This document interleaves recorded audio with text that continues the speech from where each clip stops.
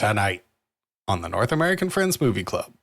A daughter yearns for freedom. A father clings to the past. And robots try to take over the world. We watched the 2021 animated science fiction comedy, The Mitchells versus the Machines. So initiate podcast deployment. And execute the North American Protocol. Because the intro has now ended and the show begins right now.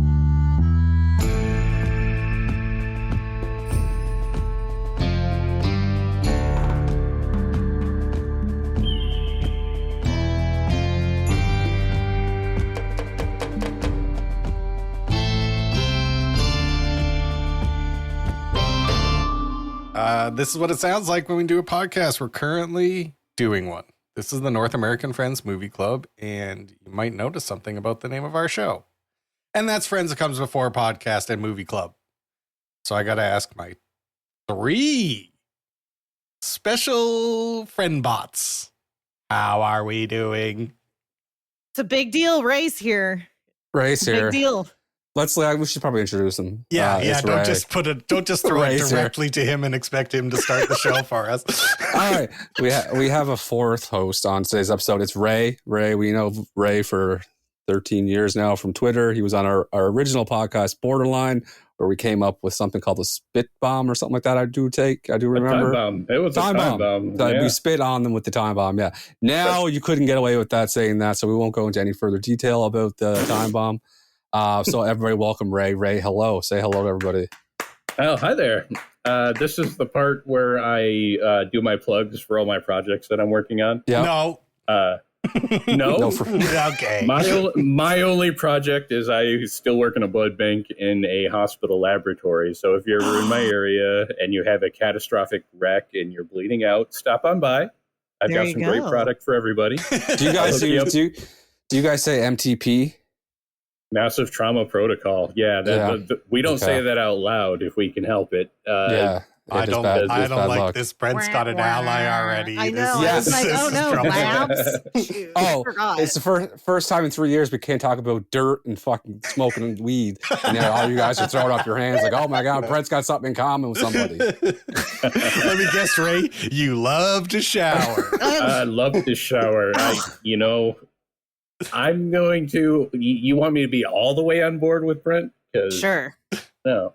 I love to shower. Don't act like you're aligning with fucking Pol Pot or something. It's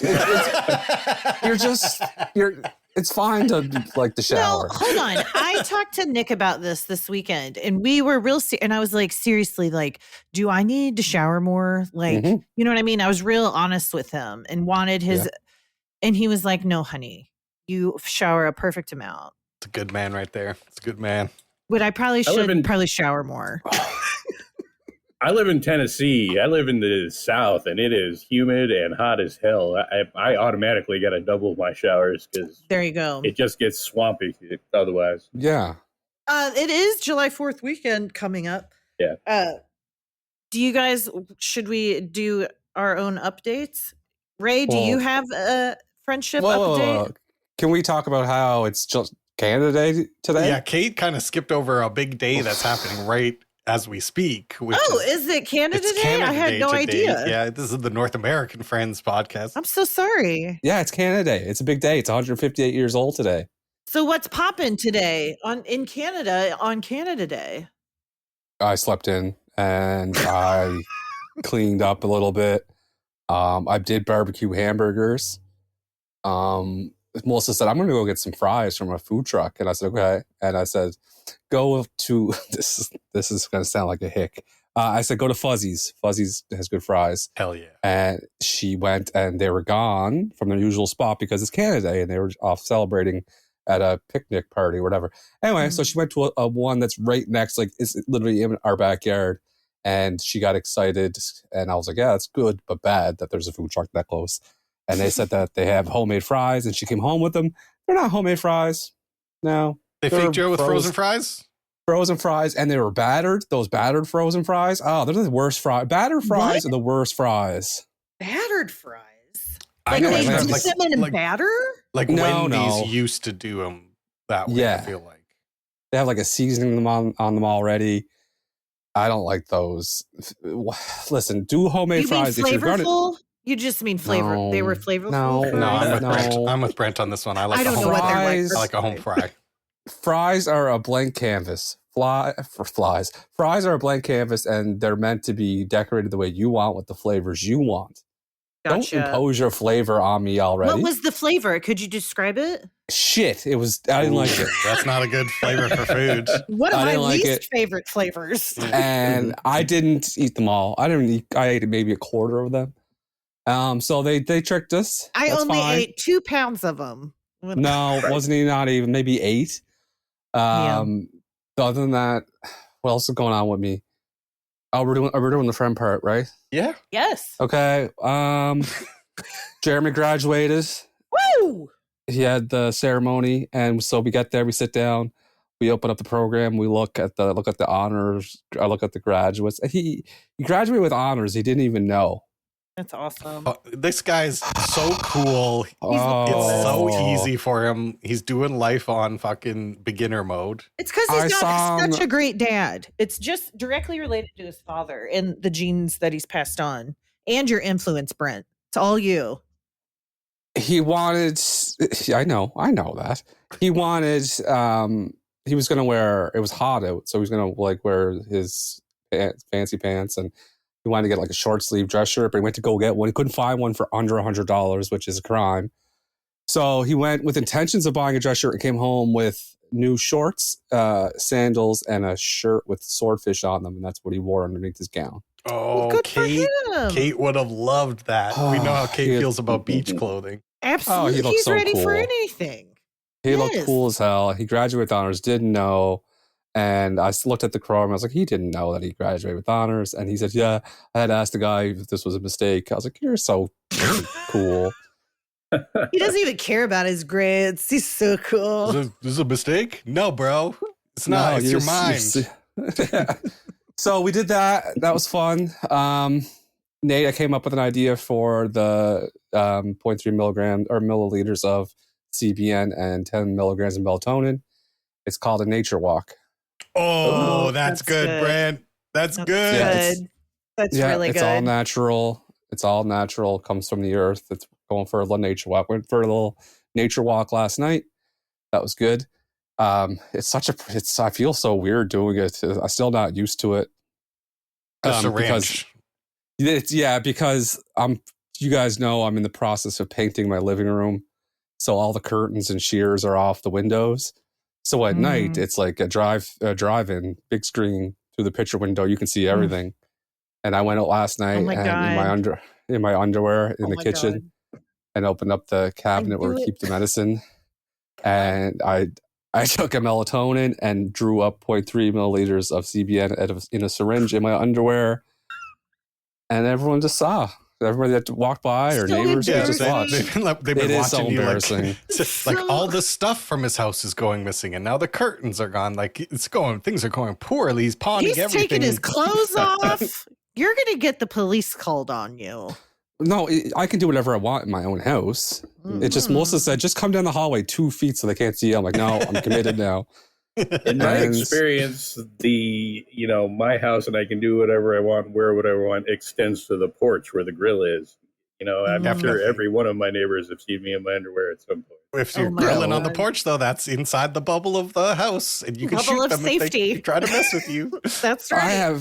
I'm a very simple man. I have like 2 rules that I live by. In the summer, I don't wear pants, and in the house, I don't wear shorts. Yep. Wait. What? So you wear pants or no shorts inside in home? Right now, I have underwear and a t-shirt on. Okay, I understand. Yeah, it's like out of the doors, you put on the shorts, but the minute you cross that threshold, shorts off. No shorts in the house. I've been doing this since I was 18. Take his bra off. Yeah, it's his ass bra.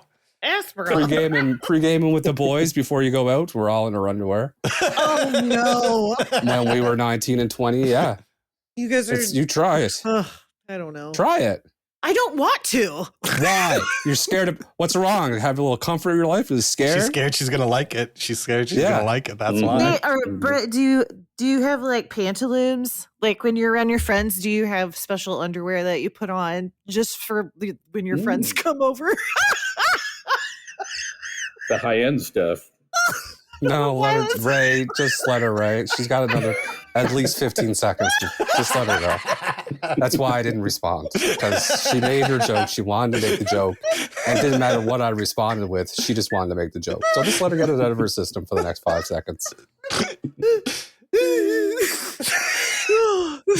Like, do I have special little boy pants I wear around my friends? Yeah, no. I was thinking like from the 1800s, like you went to a vintage store and you found what them. men.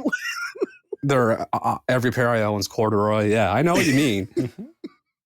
But no, I don't have. Just try it with your boys next time. I mean, it depends on what underwear you wear. If I had briefs on, I wouldn't do it. But boxer briefs, they're just like tight shorts.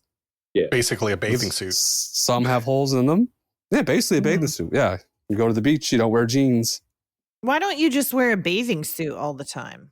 Oh, there's nothing worse than wearing a bathing suit. I hate them. Why? Because we've never found a way to make a comfortable one. I just cut the mesh. I cut the mesh out of all of them. First thing I do, just get them home from brain. the store. Hell yeah. Yeah. See, that's dangerous. Two sheets to the wind. Something to the wind. What else is going on with me? Other than that, I have I'll do a nature walk tonight. I have a big day tomorrow for myself that I will disclose on next podcast, regardless of the results. Other than that, it's all been pretty quiet. It's hot here. Don't like that. Other than that, I'm good. What about you guys? It's hot. Is it hot in Edmonton? Yeah, it's real hot. I have been considering putting my air conditioner in the window of my office, but I haven't quite cracked yet. Oh, do it. It is currently 27 degrees Celsius in my office.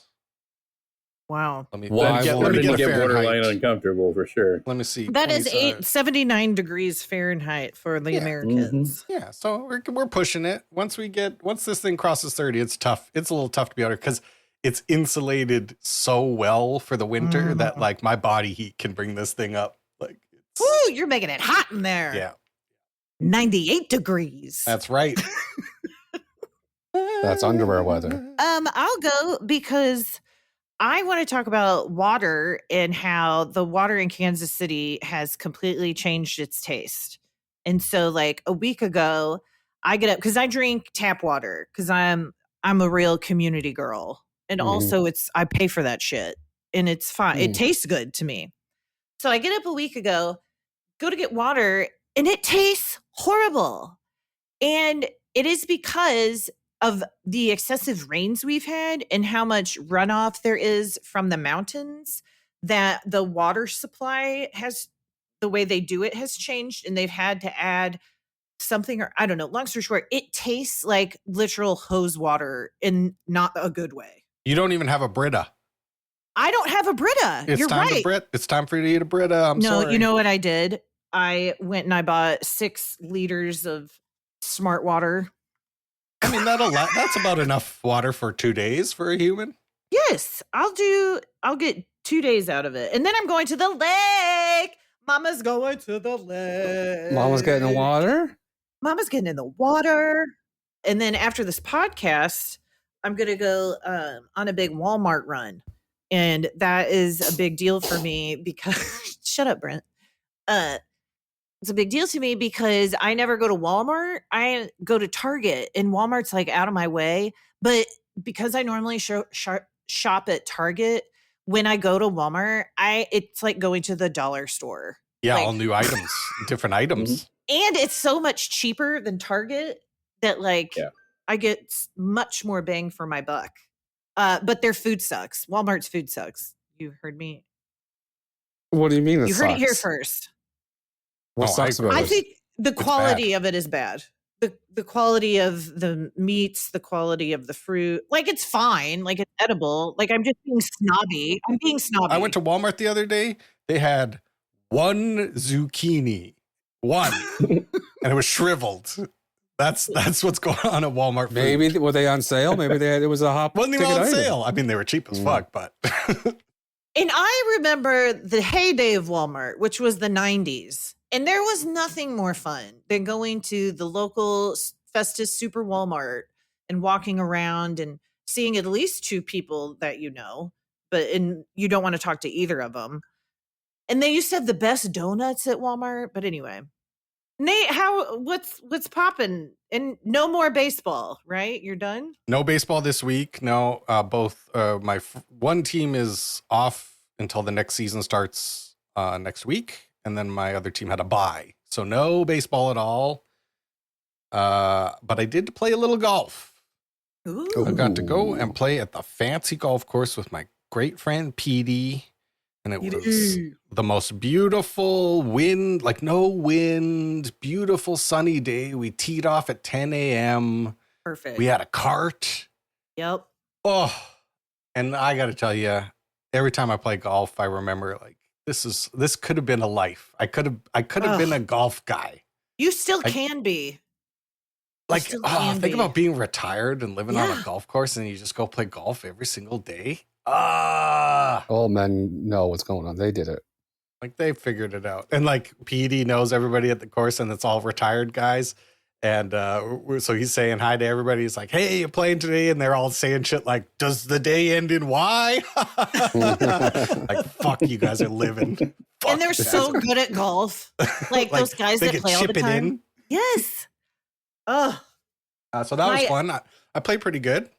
Good. Did you play? I assume you played 18. Yeah, we played 18. I probably shot like 115, but I barely played, but I hit some really good shots. Awesome. Oh, I finished building my plant jail. I'm so happy with how it turned out. It took forever because I had to stay in the wood and figure out how to attach the net, but I got that all set up yesterday, and I'll post pictures of that on the internet, but it looks beautiful. Very good job. Did you do the wrapping method that Kate suggested, or did you just do the million staples? I did use Kate's wrap and staples and glue. I had to use a lot of different methods to like really get this net taut. But it's taut. It's a taut net. Looks great. That's my update. That's my if I think of anything else, I will tell you. How about you, Ray? How's your week been going? Oh, my week? Or life. You can talk about whatever you want in your section. We haven't been a while. So it's been a while since we caught up. No, I'm just watching my kids get older. No, that's what are the ages of your children for the listeners and us? My oldest is 23 now. My middle kid is 21, and then I've got a 17-year-old. Oh my gosh, you're an old dad. You've done such a good job. You almost made it, man. Great job, man. No, I don't know about that. But the older two are living in my place, and we're having a good time. We're roommates, basically.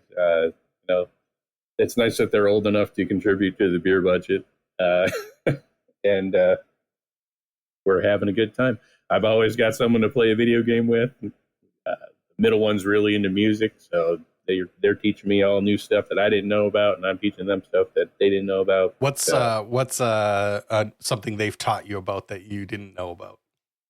I liked Talking Heads, but they got me really into Talking Heads. I've bought a bunch of their albums now, and I grew up listening to They Might Be Giants, but they got me deep into that one.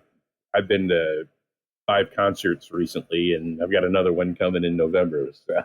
People that are into them are really into them. That's like a whole fandom. They Might Be Giants? Yeah. You're not wrong. I could listen to them go on all day long. Their enthusiasm about their interests are very infectious. I just love them to death, and it seems like whatever they get into, I'm next on board because they make it sound so fascinating and so interesting, and I just want to be right there with them. That's lovely. I love it when someone is passionate about somebody. It can be so contagious. I love that shit. Ray, what are you doing for fun? Anything? Do you watch I guess you just do everything your kids are into, which is smart because they sound cool and interesting. So that's true. I'm also a video game guy. I've been doing that my whole life, and it's the Steam summer sale. So I'm in for about $80 in games, and that I haven't might not even ever play. That I've got a whole stack of things that are just there waiting for the apocalypse. Out of the new games that you got, which one do you think you're most excited to try? I had got real deep into Satisfactory. You know this one? Mm-hmm. Sounds sexual. It's not, decidedly not. You are dropped in a planet in the middle of nowhere, and you got to mine resources and case like mine resources, you say.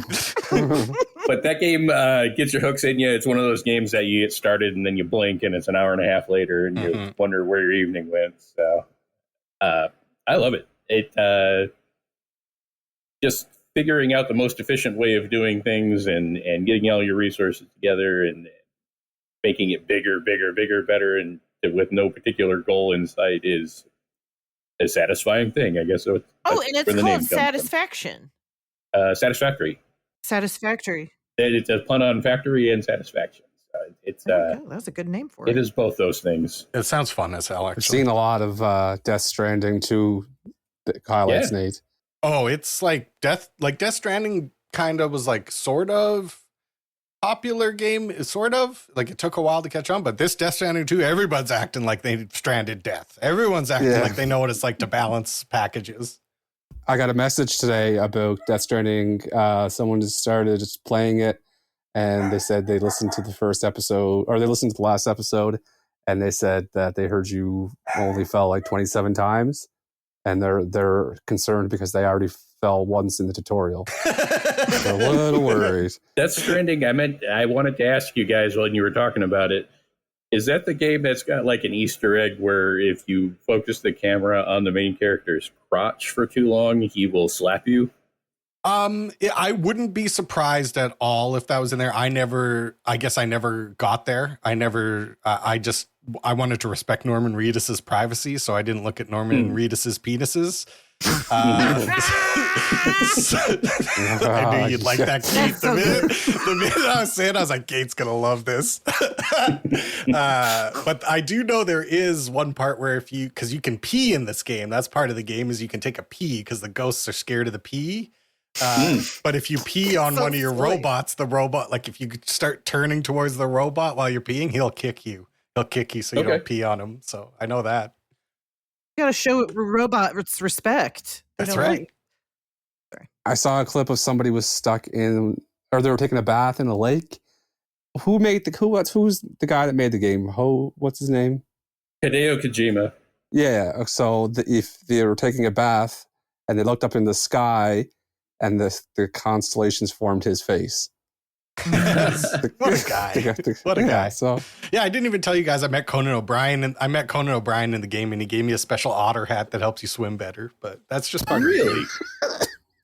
Nice. Yeah. What? Yeah, Conan O'Brien's in the game. Kojima's a madman. Yeah. He's thinking thoughts that nobody else is thinking. A good bit would be if you just keep on saying these facts and we're like, oh, that's fucking crazy, and you're just making them up as you go along. And me and you have to guess which one I made up and which one. It would be such a hard game if I did that, Brandon. It would be so difficult. That's very funny. Well, that's everyone's update, and we ended up with Ray's update. I talked about how much of a good dad he is, which is perfect because this whole month has been about good dads. June is Dad Month, and we're going to end it with a dad, which is Ray and his movie. Ray, tell people what movie you picked. Oh, I picked a movie that I very much enjoy. It's, again, my kid who's into music got me into this one. They are excited about the art and the animation, and they relate a lot with the Katie character.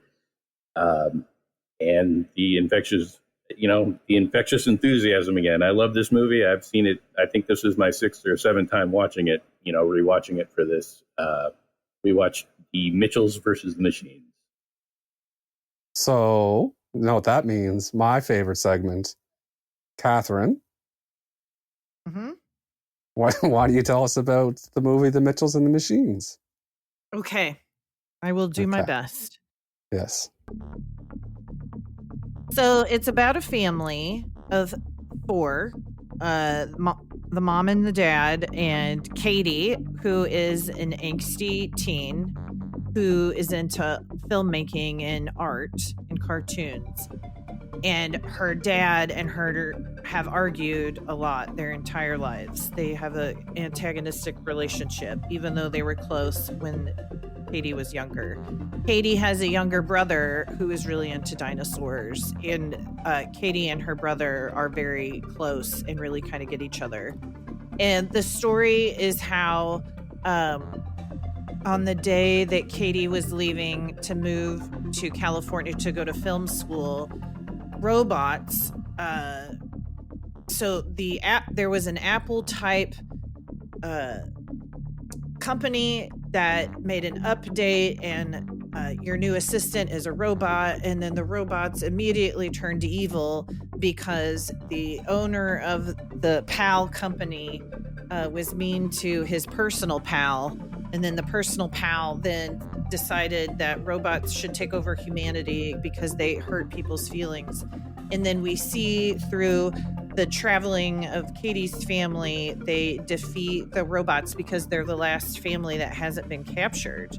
And they end up saving the world and getting along and reconciliation. And that's as good as I'm going to do. I'm so You know sorry. what? We'll take it. That's pretty good, Kate.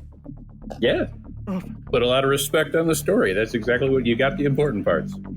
I feel like you got every single part until halfway through, and then you're like, I'm done. I've had it. I lost steam. I'm sorry. You were looking towards the bench at the end of it. You were looking. I've been there, gassed, just gassed. Golly. You were just looking for that sub. Yeah, you do it. Let's talk about our favorite parts. How about that? Let's do it. So, Kate, I know you saw this movie before, right? Yes, and I really like this movie, and I laughed out loud and I cried in this movie because cried too. Because because of the mother character, like she to me helped me validate myself because that is how I see myself. Like so sweet and kind, but like I will save the world. Mess with your kid, it's all over with. Yes. And so maybe I was supposed to be focusing on the dad, and I get it. And it is a father-daughter relationship. But I just really liked the mom character. I guess I'm just pro moms this dad month. I really like Maya Rudolph's performance. Mm-hmm. Because we've seen her actually in a bunch of movies. She's probably been on the movie more than anybody else almost, but between all the movies and cartoons that she's done voices for on our show. But she usually goes really to 11 and is super silly, and it was worked and everything we did. But she's not silly in this movie, like even a little bit. She plays it so like straight and subtle. I was like, that's a really good choice. She's really smart because she knew that was like the right spot for this character. And like there was a few moments, Kate, where she made me cry more than anybody. It's like because she was just being like, I don't know. She has such good instincts. Yes, she was a perfect mom. And I hope everybody liked it because I think it's a great movie. Yeah, it was my first time seeing this movie. Was it your first time too, Brent? It was my first time seeing it. And, if a movie can make you laugh and cry, I mean, that's a sign of a good movie, in my opinion. Didn't it have it has a freshness to it, like the way the story is written or something. It catches you off guard, and I think the humor is very funny. Like it seems, even though it was like 2021, it still feels like very current. Yeah, they definitely have takes on the internet and the meme culture, and how the adults are looking at the absurdity and the nonsense that makes kids laugh and makes the younger people laugh is beyond them sometimes. Yeah, that's all still very much happening. Yeah, how Katie edits her videos is so funny, like with the dogs and the pictures and the like drawings and stuff like that is very like the dad not understanding it. I like that a lot. But the dog reminded me of Clark a lot.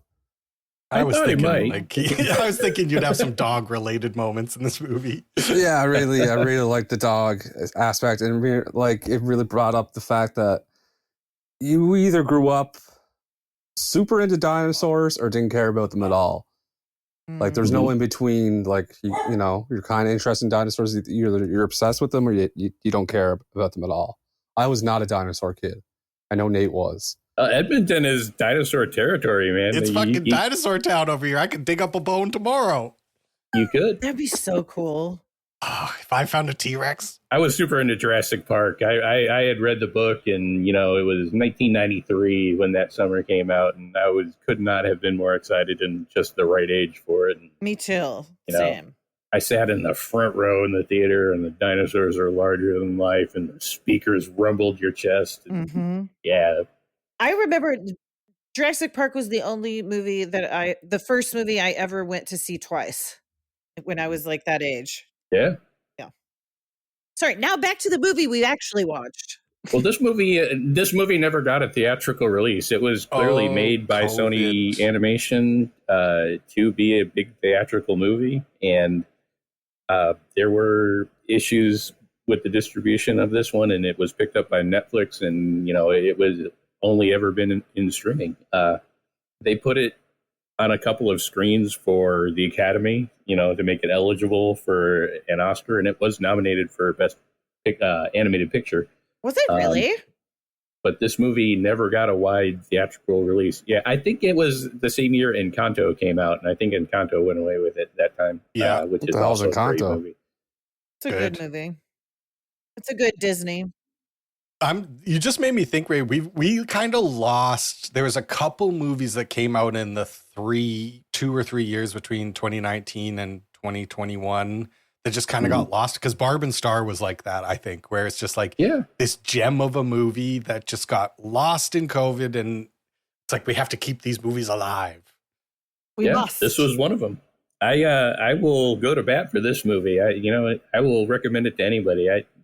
There's a handful of movies that I enjoy that I don't enjoy, but I would never recommend them to people because they are esoteric and out there and weird. But, this movie, I think there's something for everybody who enjoys this one. This is really well made. It is in the same vein of the Ninja Turtles movie that we watched that I would also recommend to everybody. I'm like, I don't care if you're an adult, don't know anything about Ninja Turtles, you should watch that. And if you like that, you'll like this too, because it's in the same, has the same sweetness and the same fun.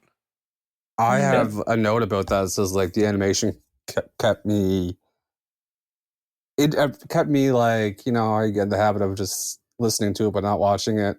But the way this was animated, like the Turtle movie, there was always something on the screen to watch and entertain you, which I liked. Looked like a Journey album cover, right? yeah, exactly. And it's also the first time I can recall ever seeing a wedding ring on a character. Think about an animated character. An animated character. I've never noticed a wedding ring except for this movie. His finger. It's probably hard. Well, I don't know about all that.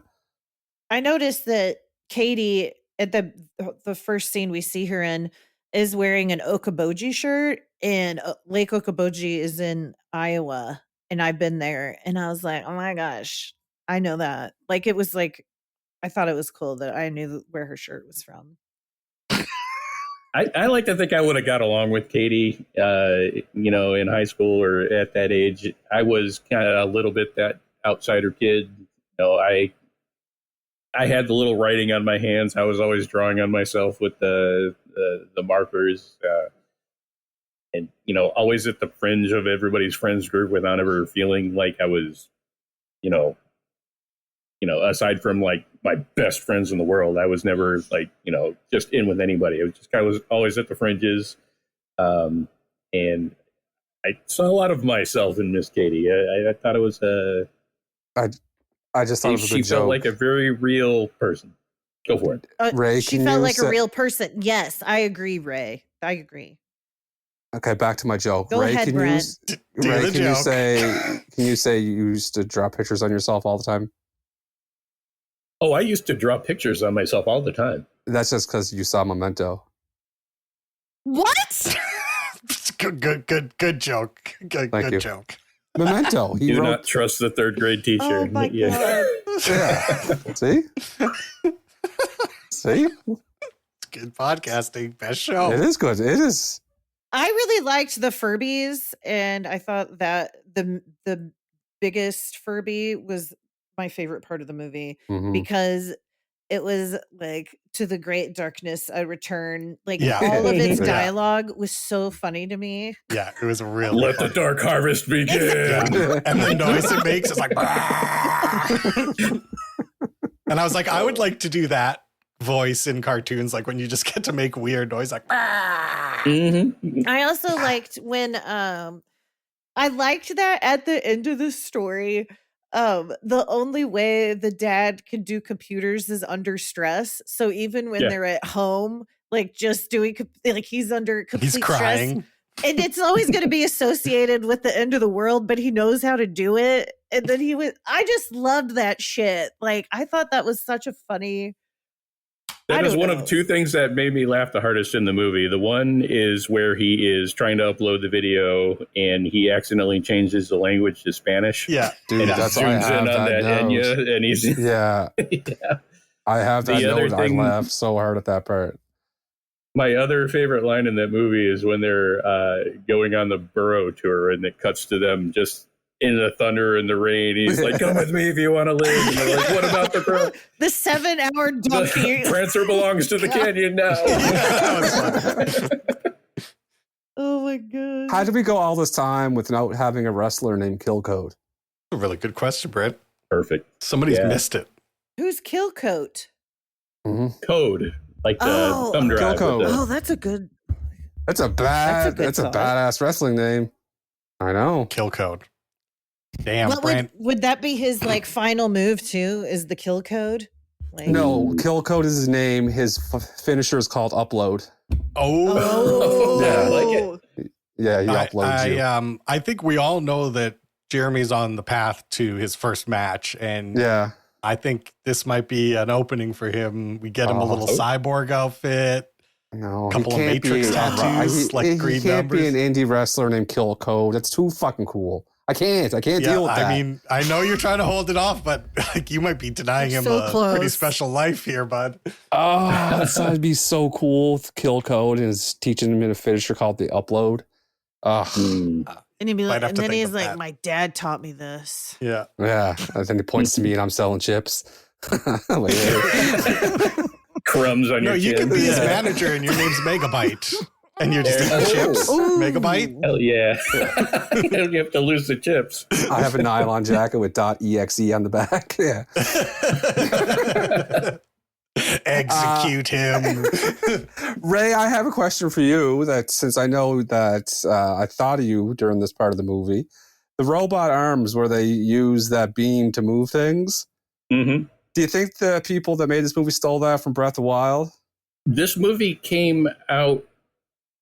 Well, no, it didn't. They very well could have. Yeah, 4 years after Breath of the Wild came out. It played, it's a very similar thing. I was thinking of the gravity gun from the Portal games, but you're right. It did work an awful lot like the little power in Breath of the Wild, too. Like that there, Kate, Nate? You like that? It's really good work. It's really good podcasting, Brent. You like that? Yeah. I wish I had Ray on more often because I feel like I'm not a fucking alien when we're talking. Yeah, I know. I was going to say we don't want to do that because then you might start getting a little too comfortable. It's a big Brent episode. I'm a little uncomfortable with that. Wait, have you guys not played Breath of the Wild? Because that is the finest video game that's ever been created. You know what, Ray? I tried it and I played it for a little bit and I didn't get far enough into it to have fun because I was playing on a child's Switch. And then I just never returned. I never returned to Breath of because I don't have a Switch. Oh, well, you're going to have to do something. They're going to get cheap now that the Switch 2 is out. Yeah, maybe I'll buy a good discount Switch. Yeah. Get it before it goes retro and it gets expensive again. That's right. The Sergeant Cop scene at the end, that got me. That's what being the dad is about. That's what it's all about. And that got me. Yeah, watching your kid get older. Yeah, you're right at that time. It's going to be you dropping your kid off at college one of these days. Yeah, that combined with Jeremy graduating a couple days ago, it all combined into just me laying in bed on a nature walk, tearing up. Yeah. This movie made me tear up more than I think any other movie we've watched. Like to the point where I was like kind of laughing at myself. I'm like, what is going on with you, bud? Like, did you not sleep last night? Like, what the fuck is happening? But Man, at the end when they're saying goodbye and there's a single tear rolls down Rick's cheek, choked up a little bit. You're still, even watching it 6 times. Yeah, the dropping off the college thing, I can't. That's going to be, no. All right. I don't want to talk about that. I've done it. Okay, all right. Let's keep it light. I liked Eric Andre's character in this one. He was the Mark Zuckerberg type, Damien or something like that. hyping up his. Yeah, I can't remember what his name was, but I totally agree. And he was another guy. I had a moment while I was watching his performance or listening to, I guess, whatever. He's doing such a great job. And I was like, I kind of feel bad for him that he started as such like a wacky out there comedian, because he's a great actor and he's going to have trouble having people accept him as being a great actor. I'm like, I see what happened. Like, that's how he got famous. So like, that's how you have to do it. But it's almost limiting because he's a really good performer, and that's how we should think of him. That's an interesting thought. I liked Conan O'Brien, and I liked the 2 robots that became human-like. I thought that was a good bit. Yeah. Those were funnily written characters. Yeah, that was Fred Armisen from Saturday Night Live, and Beck Bennett also from Saturday Night Live. They were very funny. Yeah, I couldn't figure out which character Blake Griffin was. I think he was like the super samurai robot, like the red one that the mom chops up. I think that was him. Yeah. You're right. Danny McBride was very dialed down from his usual character. Everybody Danny McBride's one of these guys. He plays the same crude dick character in all of his stuff, and he was really toned down and still a lot of fun. Still so much fun. Yeah. I always love Danny McBride, no matter what he does. I just like him. He's your special guy. Showing a little bit of range. Special boy. He's my little. He's my sweet little baby. Sweet little baby. No, that's not what it is. Is it tiny? What did we say? Yeah, I thought it was sweet little baby. Tight little baby. Tight baby. Yeah, tight little baby sounds about right. That is unfortunately what you settled on. Yeah. See? Oh, ain't no fun when the rabbit got the gun. Funny. I thought it was very funny that the perfect next door neighbors are Chrissy Teigen and John Legend. That was some self-awareness. Yeah, for sure. All right. I don't have any more notes. Anybody else have any notes? I do not. No, I hit everything I had to say. I do have a note about I got one more note, sorry. That they named the cell phone pal. And when you think about it, that is your closest friend. They know a little everything about you, your cell phone. Yep. And that's scary. That's scary. If your cell phone ever turned on you. I'll go cinematic on you too. The PAL is also a reference to HAL 2000 from movie podcast, the cinema. Yeah. Imagine if we watched that movie, Ray. Think of the things we'd say. We'd be giving out like threes and stuff, just driving everyone crazy. Ooh, that's the good stuff. Opinions. Those are our opinions. Yeah. Do you have a quiz? I have one more thing to say because that made me think of how these people were. I know it's a movie, and they were like freaking out because there was no Wi-Fi. And I remember when there was no Wi-Fi, and I will do fine with no Wi-Fi. Oh, the scene with the router at the mall, where they were so excited they took out the router and all the appliances died, but it also stopped the upload. That was a good bit too, like having all the appliances chasing after them. That was pretty fun. It was during that scene that I was like, if I have to watch an action movie, I want it to be animated, because it's so boring when a real life movie just goes into a CGI action scene. It's like, sleep, snore. But when an animated movie does it and they're allowed to just push the boundaries of everything so far, I'm like, no, this is fun, more fun. Do you want to see F1? No, it doesn't really appeal to me very much. Did you see Maverick? Top Gun? Top Gun you're talking about? I didn't see the second Top Gun. No. Okay. This was the same animation studio that is doing and has done the Spider-Man Spider-Verse movie. That makes sense. Those are great. Yeah, I will. I'm on board for anything. They also did Cloudy with a Chance of Meatballs movies, which are also excellent. Those are funny. Family type films. If you haven't watched those, Big fan of those. I did make a quiz for you. I've got one here ready to go. If you guys are ready to do that, I'm ready. Let's do it.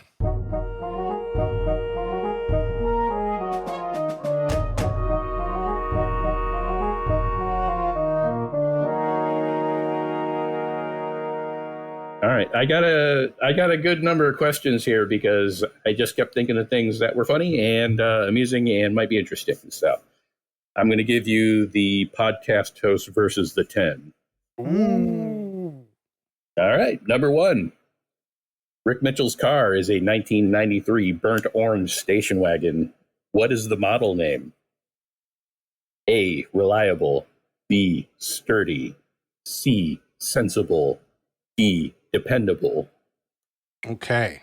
I'm going to say sturdy. Was that one of them? Sturdy was an option. Yeah. I'll say sturdy. I will go next. Do I get to, is that okay if I go next? Yes. Dependable. And I'm going to say the correct answer, which is sensible. That is, in fact, the correct answer. It is a sensible.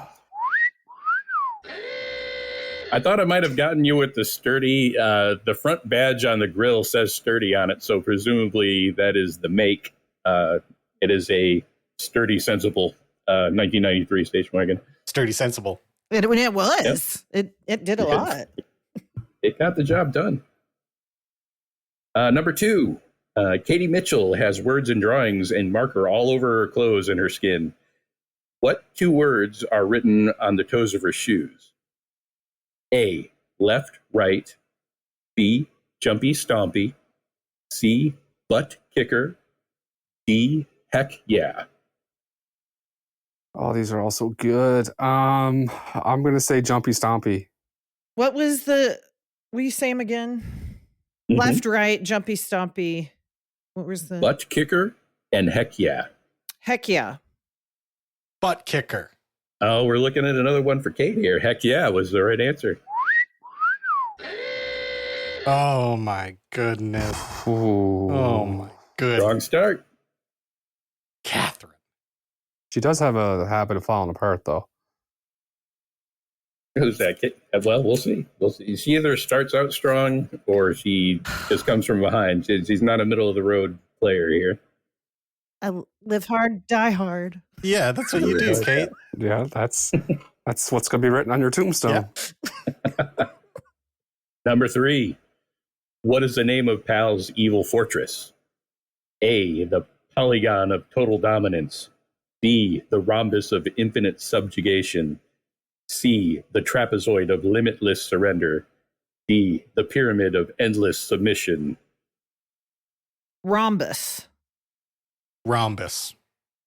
Pyramid of endless submission. It was the rhombus of infinite subjugation. I love that name so much. Fun to say. You have a deep voice, Ray.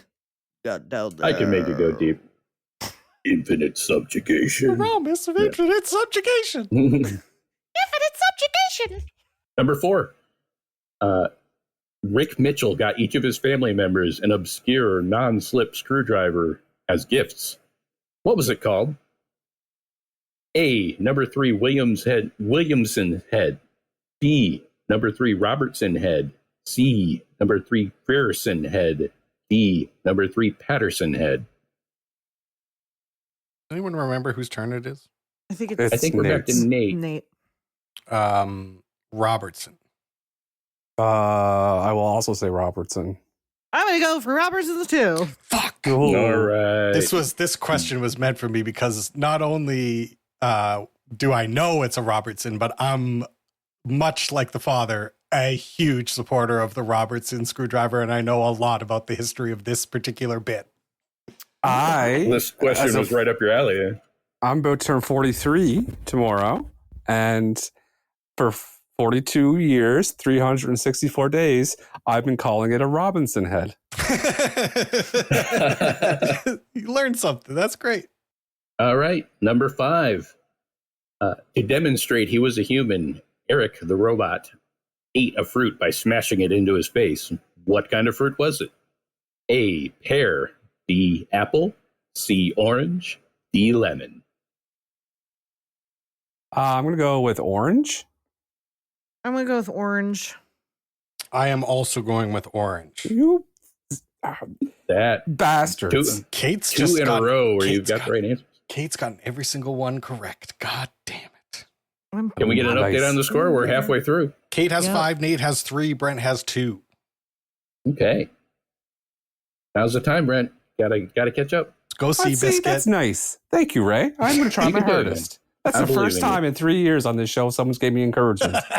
You can do it, man. Thank you. Whatever. I You're get gonna fail. encouragement all the time. That's a nice way to talk to me. I give your dumbass encouragement all the I time. do. You cracked up a half hour ago imagining me wearing pantaloons. Objectively It's funny. very in funny. fairness. It is good. It's a good bit. I'm not going to lie. Yeah. Yeah, good man. Number 6. What is the date of the Mitchells' climactic showdown with Pal, according to Katie's camera? A, September 25th, 2020. B, August 25th, 2020. C, September 23rd, 2020. Or D, August 23rd, 2020. August 23rd. September 23rd. September 23rd. It was, in fact, September 25th. Even subjugation. Oh, Ray gets one. Good work, Ray. Number 7. What state are the Mitchells from? A, Ohio. B, Wisconsin. C, Indiana. D, Michigan. Oh, why is this so hard? Is it me? You're I like- just went. Yeah, Yep. Ohio. Indiana. The correct answer is Michigan. They were, in fact, from Michigan. There Should've are 2 known. clues for this. Should've At known. one point, when they were describing their hike where they got lost and had to come back naked and covered in thorns, they were on the peak of that mountain and shouted out, "We're the kings of Michigan!" It was and also also at on one their point- license plate. Yeah, on their license plate. You see it on their driver's license, too. At one point, it's flashed up on the screen there.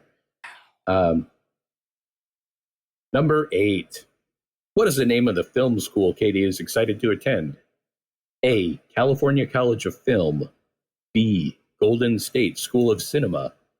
C, Berkeley University of Movie Arts. D, San Diego Filmmaking Institute. A. A. It's not even your turn. It's not even your turn. Oh, it is your turn. I'm sorry. I'm sorry. I apologize. My Look at bad. he's I was so wrong. reactive because he's Yeah. losing. Yeah. Oh, God. I was wrong. I was wrong. I know, can hear you're- your pulse. I It's know. up. I got to calm down. Oh, I need You're a too close to nature the walk. mic. You're too close to the mic. You're blowing out. I know. Okay, I'm better. Pull back. Nate, did you have an answer? Yeah, I'm going with A as well. It was, yes, the California College of Film. All right, Kate's got this. We'll just finish her off. I did a little tribute to your podcast here with that question. I used film, cinema, and movies. Oh my good gosh. man, look at this guy. Ray. Ray. Ray's the best. Point Really extra. I is. just wrote an extra point for Ray Yep, on the scorecard. Yeah, that's 2 for Yeah. you, Ray. That's two for it. you. Infinite subjugation. All right, last 2. Number 9. At one point, we see a stack of Katie's movies sitting on her desk. Which one did I make up? A, CIA Dinosaur Cruise Ship. B, Space Butts Origins. C, A Pug's Life. D, Y tu papa tambien. This is a really good Whose question. is it? Yours. Whose is I think it's me. Oh, yeah, it's Nate again. Sorry. Yes, Nate. I'm going to say Space Buds. I'm going to say A Pug's Life. What was the second one? The second one was Space Butts Origins. Yes, I'm going to say that one. Space Butts Origins was, in fact, a movie on that desk. I made up C, A Pug's Life. Yeah. Oh, good job, Brent. Great Thank you. job. You got Thank one. you. I got more than one. Yeah, you go 4. That's true. You go 4. Yeah, you were on board with some of the ones that everybody That was swept, only so on the that's good. front 9. That wasn't on the back Good nine. point. Good point. What is the final like score? We got one more question left. Right now, Kate has 7. Mm. Actually, Someone's she might have catching just got Kate, yeah. another one, but she's crushing us. There's no hope of comeback. This one's just for fun, For the glory. for the glory. Number 10. Cal flashes a list of the Mitchells' shortcomings and weaknesses on a huge screen. Really funny. Which of the following was not one of them on the list? A. Showers with shocking rarity. B. Googles how to know if neighbor girl likes me. C. Says Mario instead of Mario. D. Once brought up his favorite rib joint during a eulogy. It's B. B is the answer. Which one's B? B was Google's how to know if neighbor girl likes me. I'm going to choose the one that Mario. Yeah, that's the one I was thinking too. No, I know what he did. Brent knows what I did. Yeah, the Mario thing was on the board. I made up Google's how to know if regular girl likes me. Oh. They in fact showed his search history, and he was talking about that an awful lot in his actual search history, but it was not on the list of shortcomings. Gone forever. Tricky Great Ray. question. So I'm right. I Brent still gets 5. won. Yeah, Brent gets 5. Yeah, that's another one from Brent. Good job. I thought you made the still answers won. as actual things that the hosts of the show do. I say Mario instead of Mario. They shower rarely. And I didn't quite know the rib joke, so I went with B. Well, I was coming for that ass at the end there. I was making a comeback. You did, you know, when the game was over and there was no stakes, you started playing really good. I think I finished second, didn't I? You did. But you know who finished Sometimes first? the clock just runs out on the game right when you're Exactly. hitting your stride. Yeah, sure. The comeback was coming. I think we're talking a lot about a second place finisher. Yeah, because actually the first place finisher, it goes a little something like this. K-A-T. Hey! T. Exclamation point. Exclamation point. Underline. Name I went quick. Thank you. Congratulations. I give Thank you, done. Ray. That was great. Ray, I give you a gold medal for how good you were at that quiz. Would you guys like to give out some different medals? Yes. I forego my giving out of medals, and I would like Ray to give out a medal for my behalf. So what color would you like to give out, Ray? Well, if that's the case, then I've always been a bronze fan. Let's go with that. Okay. I like silver.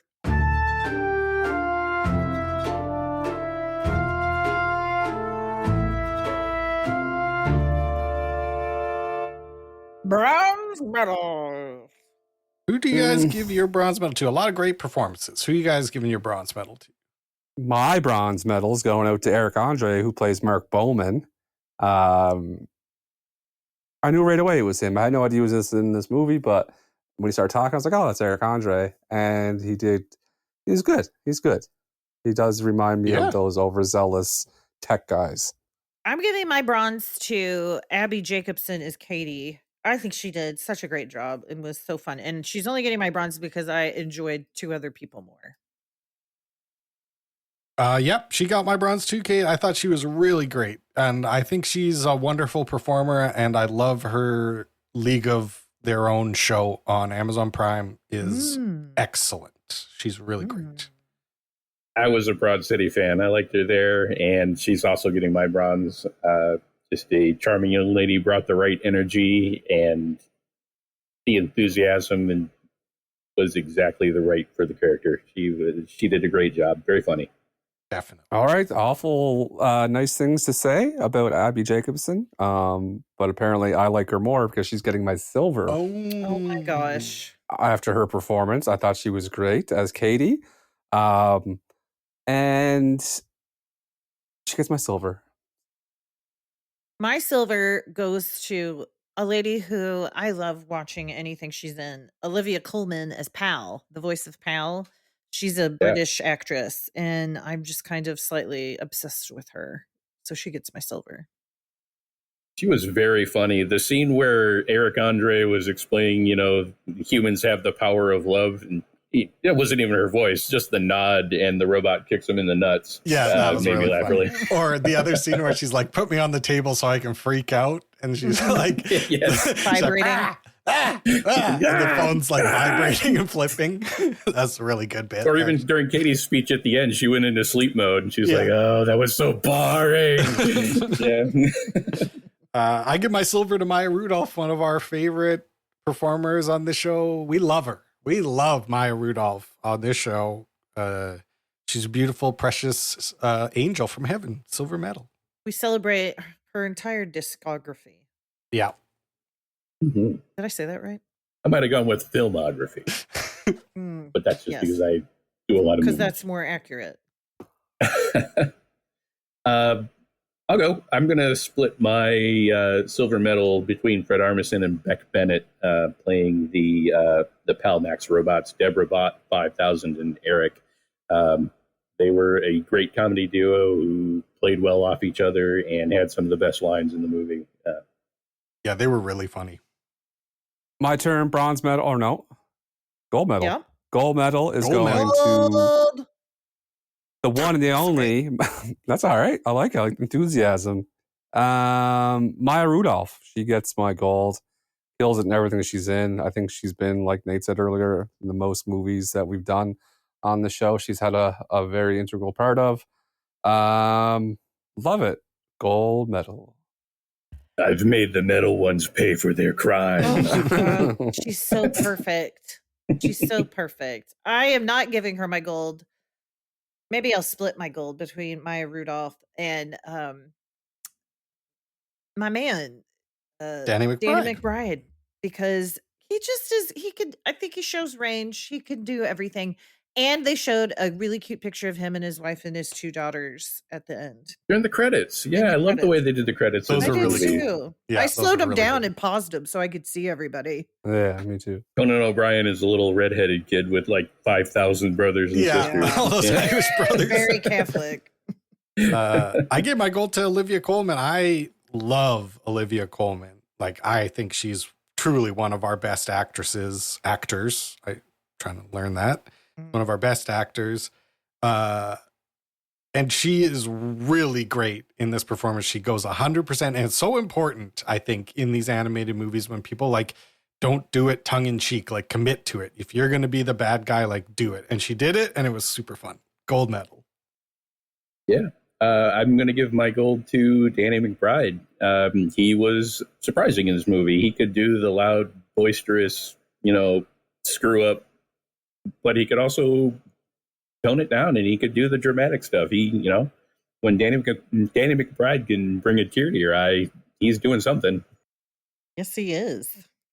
Well, we didn't have any where we had all 4, so we didn't have to invent a new name for turkey sandwiches. So I wouldn't have been prepared for that. Oh, This cast was too stacked. Too I could have given out stacked. medals Yeah. all day. Like a turkey sandwich. Clubhouse sandwich. Good one, Brent. Yeah. You're right. This is why we brainstorm. That's, you know what? From now on, if we all choose a different name on a score, that's a clubhouse sandwich instead of a turkey Okay. sandwich. I That's like great. it. Ooh, I That's like really that. I great. like it. Yeah. We just show lore. And I give that a 10 out of 10. Would you guys like to give this movie a rating? yes. Sure would. Let's do it.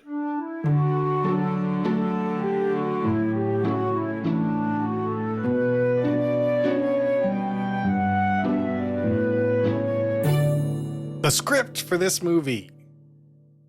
What did you guys think of the script for this movie? Mitchell's vs. Machines. It's so fun and it's funny and it's like, I don't know. It's a 10 for me. It's a 9 for me because it did make me laugh. It did make me cry. But it was almost too futuristic for, I don't know how to describe it. 9. 9. 9. I thought it was perfect. I loved it. 10 for me. It made me cry, made me laugh. It's just a wonderful, sweet little movie. Sweet little baby. I got to give this a 10 too, from all the great lines and just the visual gags and the throwaway lines and the stuff that you catch in the background if you're paying attention. The lines were written perfectly for the characters. I don't know whether the casting came first or the lines came first, but the script was perfect for these actors. The art direction for this movie, the sets, the props, the costumes, the look. How did you guys like the look of this movie? I liked it. And I was thinking about Teenage Mutant Ninja Turtles. And I was thinking that I liked this animation much better because I'm not a squiggles girl. There was less You're not a squiggles squiggles. girl. So I'm giving it, but like over, yeah, I'm going to give it a 9.5. It wasn't overly realistic, like photorealistic, like you're seeing, little hairs on people's cheeks or whatever. But there was just enough stylus to it without it being a distraction. I enjoyed Mutant Mayhem too. I really like the animation style, and Sony Animation also did the Spider-Man movies, which use an interesting kind of frame rate. They don't do the 24 frames a second like most animation does, so it looks just a little bit twitchy and frenetic. But this one, I think, struck the balance real well. It's a crime that this movie never got shown on a big screen in a wide showing because it was made for a big screen. So I'm going to give it a 10. Me too. I have to follow Ray with him saying frame rates and all that stuff. My response is, I like when the monkey yelled. So I give it a 10. Yeah, I like when the monkey yelled too. I'm giving it a 10. The music for this movie. What did you guys think of the music for this movie? I'll take over. Big whiff. Big old whiff. We could have had there's lots of good songs about robotics and stuff like that. 8. I remember there was a banger in there, but it's no 7 because I hate I hate that song 7. That song does kind of suck. Mm-hmm. I don't like it either. I thought it was used in a funny way. I'm gonna give it a 9. The music was the most disappointing, the only disappointing part of this movie, I would say. It's pretty meh. But it did get one extra point because it played the song that you have to play when you're walking away from an explosion. There's only one song. It's called the Walking Away from an Explosion song. And so that gets an 8. That gets an 8 for me. I think there were some bangers in the song of this movie, but they were played in such little short clips. It was like a joke and not, you getting to actually groove to this music. The music was a lot more poppy and a lot less rock and roll. That being said, the score, I disagree with Nate. The score of this movie is fantastic. Mark Mothersbaugh from Devo put this one together, and they do, the tone of it is absolutely perfect, switching from like the typical family movie and the early opening stuff, and it goes real hard sci-fi with the like that synth arpeggio. I know how you feel about synth, so I get it. But synth and sci-fi go hand in hand. They do. You gotta do it. Plus, they had a Talking Heads song in it. You know what? I like that.